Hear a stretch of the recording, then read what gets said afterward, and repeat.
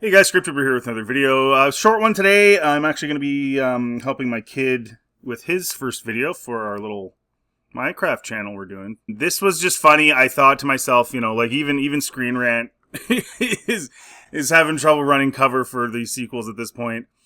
I Am All the Sith. Star Wars canon has turned Palpatine's boast into a joke.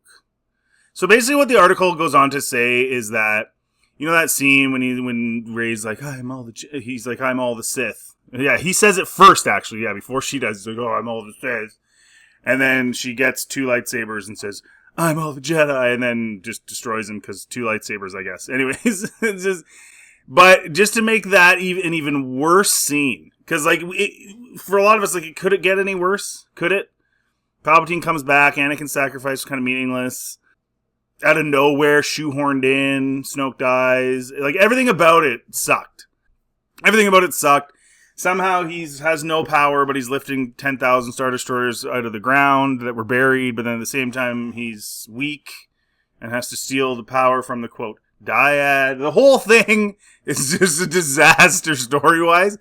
But this is just funny because this makes it even worse. I didn't think it could get worse.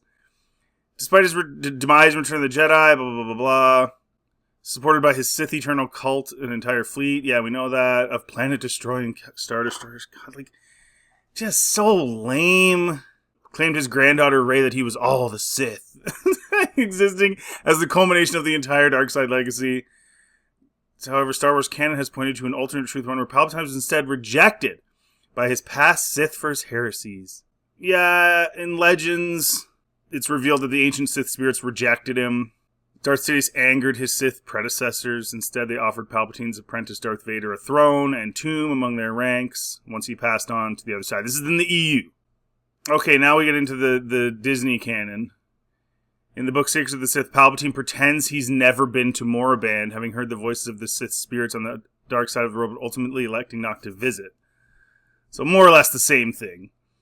That said, other canonical books have referenced Palpatine possessing relics he obtained from Moraband, such as a large Sith holocron. There seems to be an implication that Palpatine was rejected by the ancient Sith in canon as well.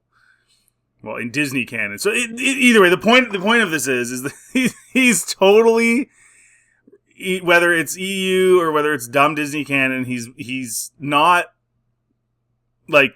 all the Sith. They don't like him. The probable fact that Palpatine was rejected by ancient Sith lords does track with his entire history. He was more of a Sith heretic who broke the rules. Not only did Palpatine blend dark side alchemy with technology to prolong his life, but he also had very little reverence for the rule of two. Yeah, that part is true. He had Dooku and Maul going at the same time, which they talk about here. I'm not going to read all this. Vader was groomed and manipulated while Dooku was still Sidious's apprentice. Well, it wasn't official, though, so you could make the argument that that's not totally accurate. Because Anakin wasn't technically his apprentice until after the incident with Mace Windu. Palpatine wasn't a true Sith Lord. He used the Sith across the entire Star Wars timeline, submitting to their traditions and code only when it was to his ultimate benefit and helped him achieve greater power. I mean, there's an argument to be made there, but at the end of the day, it doesn't matter. It doesn't matter. The point is...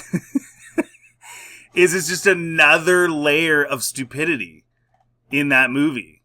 That movie is so dumb. Rise of Skywalker is so dumb. The ending is so stupid.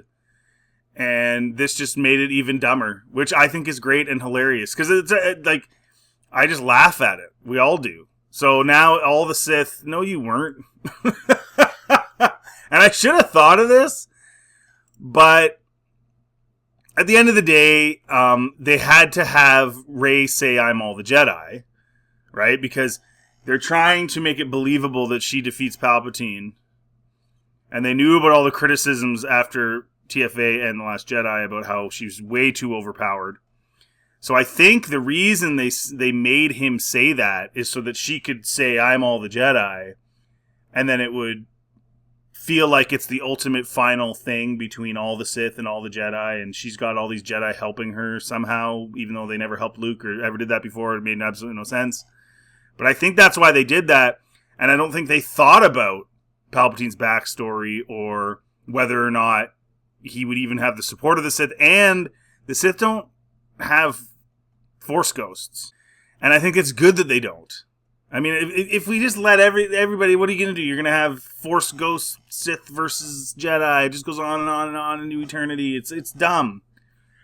It's just as dumb as having Force Ghosts being able to physically interact with the world around them and rain down lightning and all this crap. And then you're like, well, why didn't they just do that before? They could have just got rid of Palpatine right away. Anyway, so the whole thing's stupid. This scene's even dumber. The Rise of Skywalker is even dumber. It's all just dumb. But it's fun to laugh at. Let me know in the comment section what you think. If you like this content, please like, subscribe. It always helps the channel. Feel free to check anything else on my channel. Have yourselves a really good day.